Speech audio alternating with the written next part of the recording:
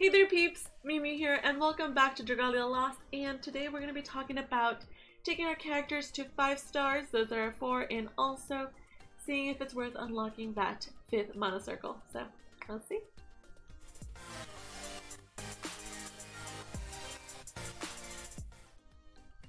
The character we're going to be looking at today is going to be my Lily. As y'all know, I really love Lily. It took me a while to get her. And I love her. I really like her playstyle because I do like using mages the most, and you know, you might prefer daggers or swords. There's so many different playstyles in this game that really just choose what you like the most and worth that kind of characters. But you know, it takes a lot to upgrade, you know, characters, and you sometimes have to be very strategic with what you do.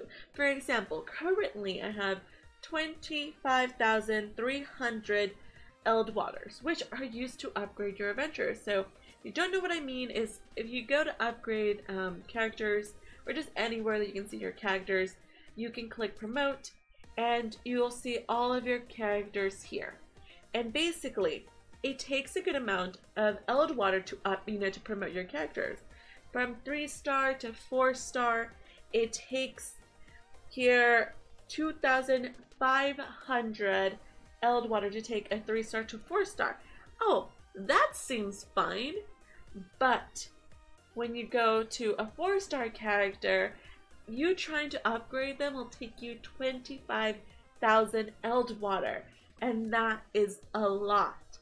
And so if you decide to take a 4-star to a 5-star, you have to do it because you want to, and you really want to continue using that character, and they're not going to become a crutch to you. And it's not just like for right now. If you summon a lot and have a whole bunch of Eld water, you might not consider this as a big decision for you because you have so much Eld water that you can do with.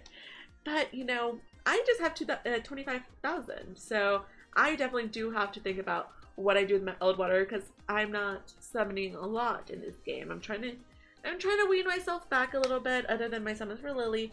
So, and the fact that these characters that are 4 stars aren't 5-star, it actually does limit you in some things. Because if you look at, for example, my Althemia, that is a 4-star character from the current event. So she's a natural 4-star. I could take her to 5 stars if I wanted, and that would be great for her because she will actually increase her level. So right now she is at level 70, which is a max out of a 4-star. But if she's a 5-star, her max level will be it'll be 80.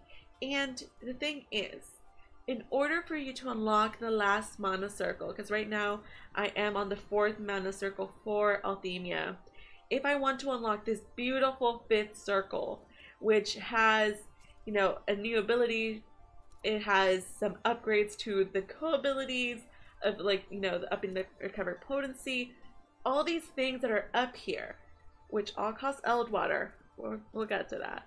So in order for you to unlock it, you need to see that the condition here.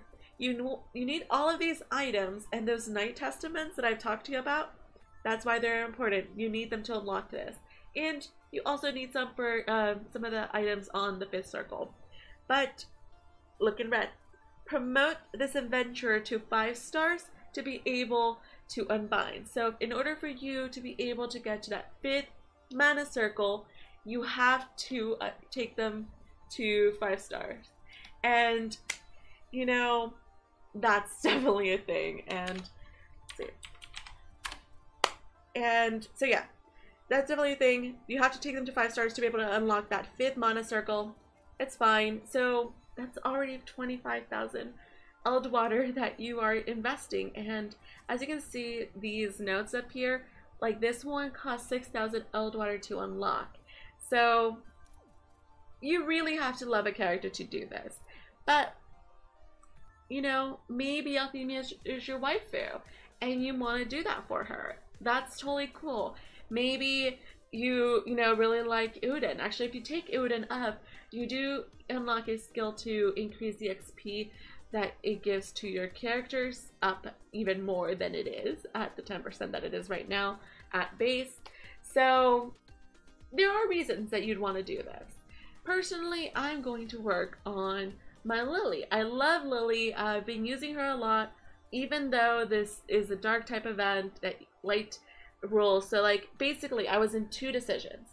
Either I can take a Mane up to 5 stars and in order to unbind that 5th mana circle for her, or I could take Lily to mana circle 5 and increase her skill co-ability. So for example, her co-ability is skill damage. I can increase it by using Old Waters, but first things first, I have to take her there. And just for those that aren't familiar with Lily, I'm going to show you Lily's co-ability just for reference, what it is at base. And currently she's at 2,369 might, and her Glacial Blossom is level 2, and so is Frozen Gale, and her skill damage is +9. So unlocking the co-ability will increase it to +9, +10, and so forth for each of the nodes that it's available for the co-ability. So, am I going to do this? You betcha. And also just note, Champion's Testament is here. It is one of the things that you can get from the event. I do suggest you grind for it. The Champion's Testaments and the Knight Testaments are very important for you to, continuously increase your characters. So I'm going to use these. I only have 3 at the moment, so I'm going to use the one that I have. I do have all the materials necessary.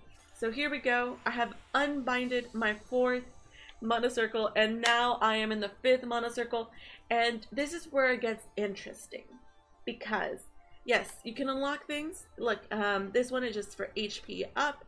So yes, it uses mana, and we're gonna call this out specifically. This HP 15, it also costs mana, so we're gonna do that one. Then let's do the ones that look like normal ones. This one requires mana, 10,000 mana, but it costs mana.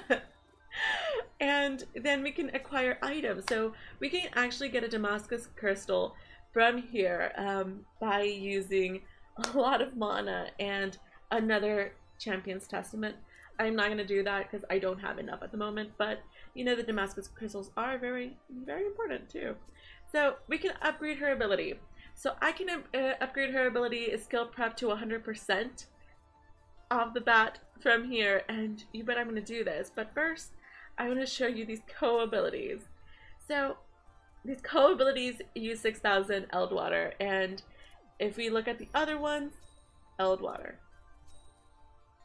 Glacial Blossom level 3 would require a Champion's Testament and 35 of the level 1 wings scales, which I will get, just not during this video, but I will be grinding up for that. And then let's see, that one's this one, and then co-ability, take again, skill damage +9%, and actually let me just check. Yeah, this was just mana, Eldwater, and skill damage +9. It's also Eldwater, and all of them say 6,000. And so we're gonna go ahead and upgrade her skill prep because this is great. Currently she's at +75%. This will take you to 100%.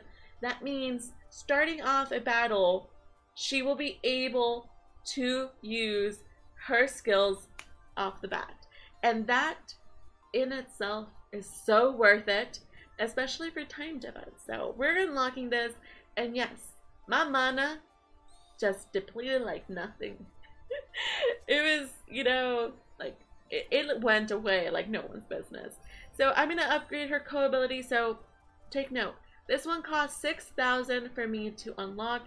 So we're gonna upgrade this one because it's kind of in the little row here, and it did increase her might a little bit, and now her, her passive is now 9% instead of 8%.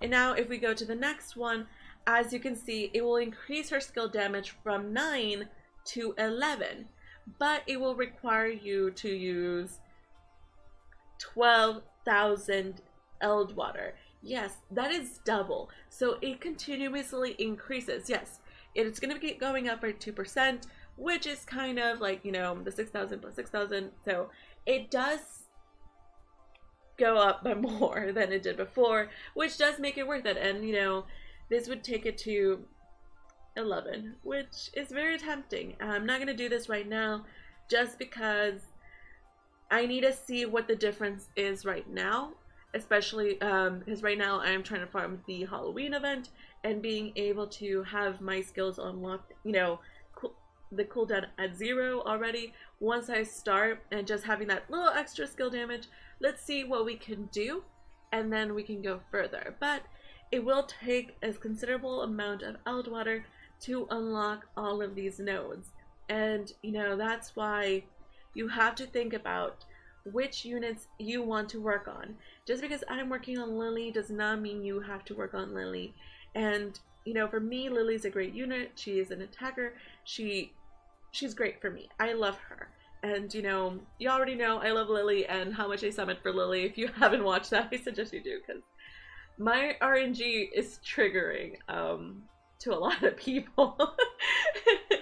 It's really triggering to you and me. And so, you know, I do suggest you go watch that. And this has just, you know, gone over what you need to promote your adventurers up to the 5 stars that are 4 stars or even 3 to 4. It does take a lot of, you know, Eldwater. So you do get Eldwater from completing chapters in hard mode and also by summoning duplicate units. So if you get a, you know, like now I have Lily, if I get another Lily, I'll get 3,000 Eldwater. So you do get, you know, you do get bonus for getting more characters that you already have. But of course, that is something that's more possible for people that are summoning more instead of just casually grinding up the word might. And again, your game is different than my game. I can only tell you what I did. Just because I did this doesn't mean you should. But hey, maybe you'll do the same. Who knows? And actually, if you have a, you know, a good unit that you've been working on and are very proud of, let me know in the comments below what unit that is, because I've heard like a lot of really good things about Mane and different units that people have promoted up from 4 stars to 5, even 3 to 5. Like, I've seen it all. So let me know what you think and, you know, who have you been working on. And thank you so very much for watching. And until next time, meow to meow.